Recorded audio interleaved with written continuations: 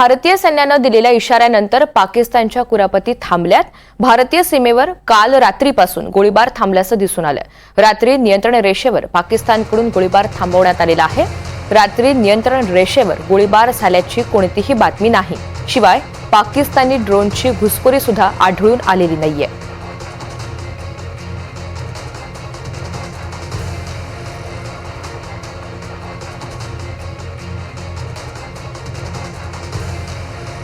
पुन्हा एकदा राहुल कुलकर्णी यांच्याकडे जाऊयात। राहुल, भारतीय सैन्यानं काल पाकिस्तानला इशारा दिल्यानंतर आज सीमेवर शांतता आहे असं समजतंय।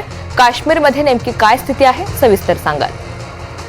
लष्करानं 2च ओळीचं निवेदन जारी केलं आहे आणि महत्वाचं आहे, कारण राजस्थानमधल्या काही जिल्हाधिकाऱ्याकडनं आकाशामध्ये आम्ही ड्रोन बघितले अशा पद्धतीचे एक्स वरती पोस्ट करण्यात आले होते आणि लोकांच्या मनात थोडीशी चिंता असतेच की ज्या वेळेला तुम्ही सीमावर्ती भागामध्ये राहता। का महत्वाचं आहे तर जेव्हा शस्त्रसंधी झाली त्याच्यानंतरची सगळी घडामोड ही पाकिस्तानची कुरापत आहे तशीच आहे, पाकिस्तान काही सुधारणार नाही अशा पद्धतीचा भाव लोकांच्या मनामध्ये होता।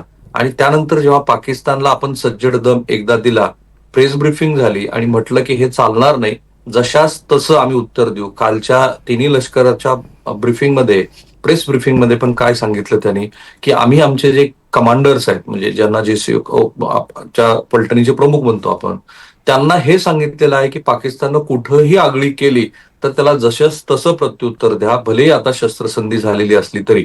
त्या दृष्टिकोनातनं हे अशा पद्धतीचं लष्कराकडून येणारं निवेदन महत्वाचं असतं, कारण सगळ्याच आपल्या सीमावर्ती राज्यामध्ये आपल्यालाही शांतता हवी आहे आणि पाकिस्ताननं अटी स्वीकारत असताना ही हमी दिलेली आहे। काल रात्रभरामध्ये ब्लॅकआउट होतं बऱ्याच ठिकाणी। मी आता जम्मूमध्ये आहे तर जम्मू शहर पूर्णपणे काल ब्लॅकआउट होतं, त्याबरोबर जालंधर सारख्या शहरामध्ये ब्लॅकआउट होतं, गुजरातच्या काही सीमावर्ती भागामध्ये ब्लॅकआउट होतं आणि राजस्थानमध्ये होतं। तो भाग वगळता आजपासून मला असं वाटतं की ह्या निवेदनानंतर आपल्या ज्या नागरी संदर्भातल्या सेवा आहेत, जसं विमान वाहतूक सेवा आहे, कारण 30 आपली विमानतळं बंद आहेत, तर ती पुन्हा सुरू होण्याच्या दृष्टीनं लष्कराकडनं दिलेलं हे निवेदन महत्वाचं आहे। अर्थात पाकिस्तान सुधारलाय काही काळापुरता तरी, हेही यातनं अधोरेखित होत आहे। अगदी। आणखी काही महत्वाच्या घडामोडी आहेत राहुल, त्या संदर्भात सुद्धा चर्चा करायची आहे।